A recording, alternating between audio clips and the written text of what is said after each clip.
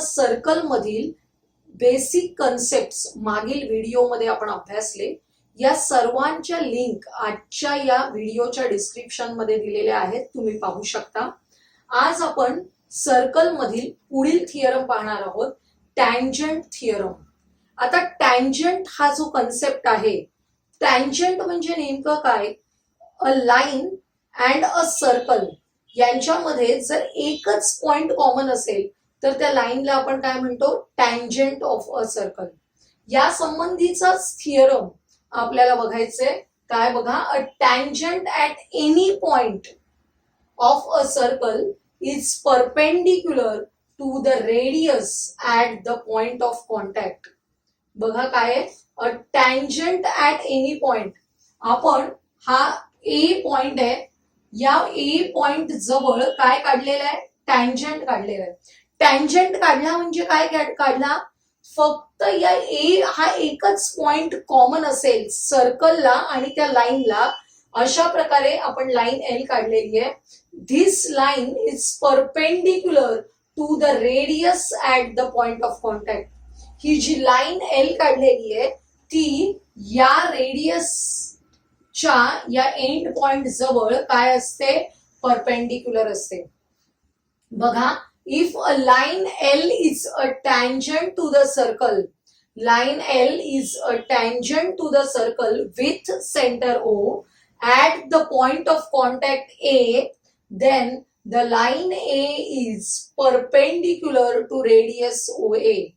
अशा प्रकारे काढलेला जो टँजंट असतो तो या पॉइंट ऑफ कॉन्टॅक्ट जवळ काढलेल्या रेडियसला परपेंडिक्युलर असतो. म्हणजेच हा जो अँगल आहे तो किती आहे? 90 आहे. आपण समजा इथे नाव दिलेलं आहे क्यू, इथे नाव दिलेलं आहे पी. तर बघा, angle O A P, angle O A P is equal to angle O A Q is equal to 90 degrees. Perpendicular असणं म्हणजेच तिथे होणारा अँगल हा कितीचा असणार आहे? 90 डिग्रीचा असणार आहे. या थिअरमचा जो प्रूफ आहे तो इनडायरेक्ट मेथडने करायचा आहे, ज्याला आपण अप्रत्यक्ष सिद्धता असं म्हणतो. इनडायरेक्ट प्रूफ आहे तो आपल्याला परीक्षेला सहसा विचारला जात नाही, त्यामुळे आपण पाहणार नाही आहोत.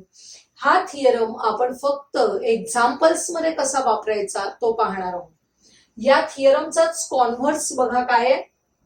Line perpendicular to the radius at its point of contact is a tangent to the circle. या स्टेटमेंटच्या बरोबर उलट स्टेटमेंट आहे, म्हणूनच याला काय म्हणतात? Converse of a tangent theorem. याच्यात मध्ये तुम्हाला line L is a tangent सुरुवातीला दिलं होतं. आता आपल्याला काय दिलेलं आहे की अशी एक लाईन काढलेली आहे which is perpendicular to the radius at the point of contact. Line L is perpendicular to the radius at the point of contact N, then line L is a tangent of the circle. असं असेल तर line L काय असते? Tangent to the circle असते. अशा प्रकारचा हा converse आहे. म्हणजे थोडक्यात इथला angle at the point of contact असलेला जो अँगल आहे तो जर 90 असेल तर आपण काय म्हणू शकतो? Line L is a tangent to the circle with centre M. आपण आत्ताच जो टँजंट थिअरम आणि त्याचा कॉन्व्हर्स बघितला त्याच्यावर बेस एक्झाम्पल बघूया. In a figure the radius of a circle with centre C is 6 centimetre. आपल्याला रेडियस ऑफ अ सर्कल किती दिलेलं आहे? 6 सेंटीमीटर. बघा, line AB is a tangent at point A. Line AB is a tangent at point A. तर आपल्याला खालील प्रश्नांची उत्तरं लिहायची. आपला फर्स्ट क्वेश्चन बघूया. What is the measure of angle CAB? आपण आत्ताच बघितलं की line AB is a tangent to the circle at point A. Then by tangent theorem, this tangent is perpendicular to the radius at the point of contact. That means angle CAB is equal to 90 degrees. आणि reason लिहायचंय आपल्याला tangent theorem. Second question बघा, what is the distance of point C from line A B. या point C च line A B पासूनचं distance. Distance हे always आपण perpendicular distance लक्षात घेतो आणि या पॉइंट सी वरून काढलेला परपेंडिक्युलर आहे CA. CA is perpendicular to line A B. कारण आपण बघितलं हा अँगल जर 90 असेल तर अँगल 90 आहे, म्हणजेच segment CA is perpendicular to line A B. Therefore, the perpendicular distance from center C to the line AB is 6 centimeter. बघा एक्सप्लेनेशन लिहायचं. Segment CA is perpendicular to line AB from 1. Therefore, CA is equal to 6. Therefore, C is the distance. Therefore, C is at a distance of 6 centimeter from line AB. हा दुसरा प्रश्न आहे. तिसरा प्रश्न बघा, distance A B is equal to 6. आपल्याला हा 6 already दिलेला, रेडियस ऑफ द सर्कल. आता इथे सांगितलेलं आहे distance A B is equal to 6. Find distance B C. आपल्या लक्षात येत आहे in triangle C A B, angle C A B is equal to 90 degrees. म्हणजे हा कोणत्या टाईपचा ट्रायंगल झाला? Right angle triangle. आणि या राईट अँगल ट्रायंगल मध्ये आपल्याला दोन साइड्स माहिती असतील, तर तिसरी side which is hypotenuse of a triangle can be found by using Pythagoras theorem. Therefore in triangle CAB by Pythagoras theorem आपल्याला दिलेलं आहे सीबी स्क्वेअर काढायचे. CB square is equal to CA square plus AB square. CA and CB both are same 6 centimeter. Therefore, CB square is equal to 6 square plus 6 square. 6 square ची value येईल 36. 36 plus 36 72. इथे बघा CB square म्हणजे CB square is equal to 72 असेल, तर taking square root of both the sides CB is equal to square root of 72. आता square root of 72 ला आपल्याला मिक्सड मध्ये कन्व्हर्ट करायचंय. त्यासाठी या 72 चे असे फॅक्टर्स पाडायचे की त्याच्यामध्ये एक परफेक्ट स्क्वेअर असला पाहिजे आणि मॅक्झिमम मोठ्यात मोठा परफेक्ट स्क्वेअर येईल असे फॅक्टर्स पाडायचे. ते पडले 36 इंटू 2. म्हणजे या 36 हा जो कम्प्लीट स्क्वेअर आहे त्याचा स्क्वेअर रूट आपण बाहेर घेतला 6. त्यामुळे आपल्याला distance BC is equal to 6 root 2 असं मिळणार आहे. 6 रूट 2 सेंटीमीटर. त्यामुळे BC ची लेंथ मिळालेली आपल्याला किंवा डिस्टन्स BC मिळालेलं आहे 6 रूट 2. आता तिसरा क्वेश्चन अतिशय महत्वाचा आहे. What is the measure of angle ABC. या अँगलचं मेजरमेंट काढायचंय. बघा in triangle ABC angle CAB is equal to 90. आणि आता आपण बघितलं CA is equal to AB is equal to, these two are equal. CA is equal to AB is equal to 6. That means CAB is an isosceles triangle. In this isosceles triangle, if the two sides are congruent, then the angles opposite to these two sides are also congruent by using isosceles triangle theorem.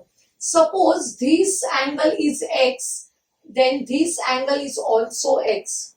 आपण assume केलंय angle ABC is equal to angle ACB is equal to x.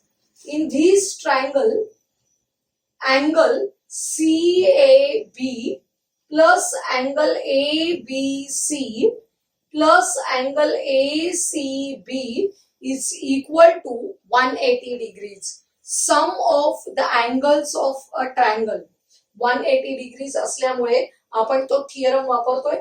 इथे CAB is equal to 90 degrees आपण first part मध्येच prove केलेलं आहे. CAB is equal to 90 plus ABC and ACB are x plus x is equal to 180. 90 plus 90 opposite side ला गेले minus 90. 2x is equal to 180 minus 90. 2x is equal to 90. Therefore x is equal to 45. हा प्रत्येक angle कितीचा येणार आहे? 45 चा येणार आहे. 45 45 90 टाइपचा ट्रायंगल आहे हा, कारण हा आयसोसेलस राइट अँगल ट्रायंगल आहे. Isosceles right angle triangle is always 45 45 90 type triangle. Therefore these two angles are of 45 degrees. या टाइपचे प्रश्न तुम्हाला येतील. इथे जर 4 वेगवेगळे प्रश्न दिलेले आहेत, जर 2 मार्कासाठी प्रश्न येणार असेल तर यातले कोणतेही 2 छोटे प्रश्न विचारले जातील. 3 मार्कासाठी 3 किंवा 4 मार्कासाठी 4 प्रश्न विचारले जातात. परंतु आपण इथे वापरलं काय?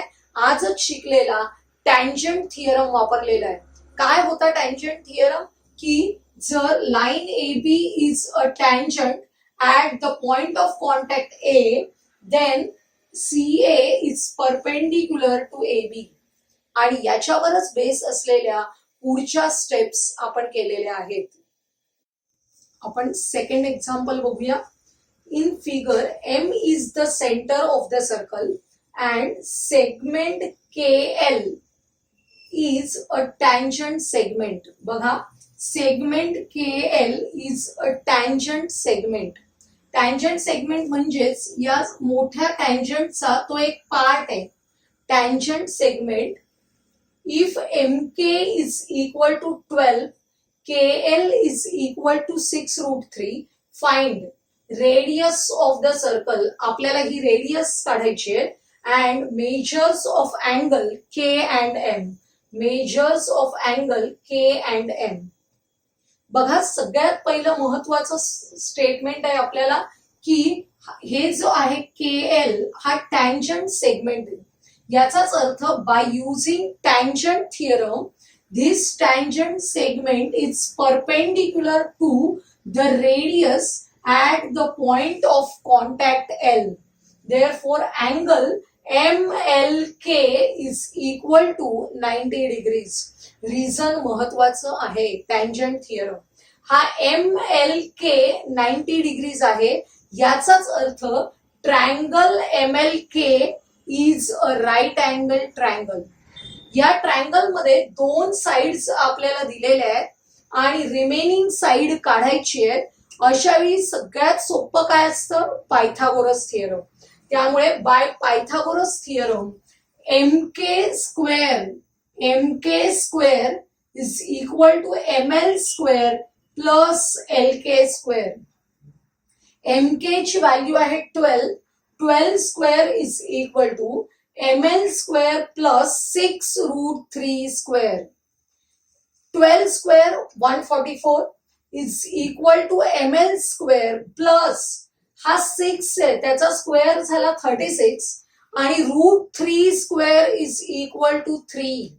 कारण √3 स्क्वेअर म्हणजेच √3 multiplied by √3 which is equal to √9 आणि square root of 9 is equal to 3. त्यामुळे इथे √3 स्क्वेअर इज इक्वल टू 3 घ्यायचंय. 36 इंटू 3 108. आता आपण या 108 ला इकडे आणूया. त्यामुळे ML square is equal to 144 minus 108.